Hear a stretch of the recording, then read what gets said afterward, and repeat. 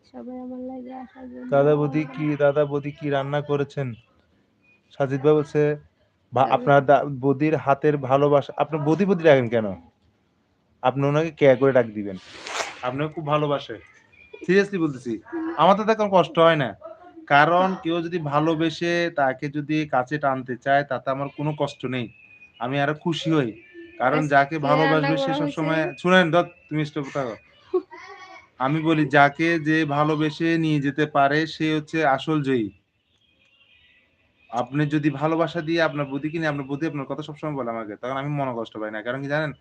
আমার থেকে ভালো লাগে কি এইটুকু ভালো লাগে যে মানুষ মন থেকে অনেকে ভালোবাসে। কিন্তু হয়তোবা কোনো তার কাটা বাঁধার জন্য সে আপনার সাথে অফার দিয়ে কোনোভাবে কথা বলতে পারে না। তো আমি ওনাকে উন্মুক্ত করে দিবার চিন্তা ভাবনা করতেছি।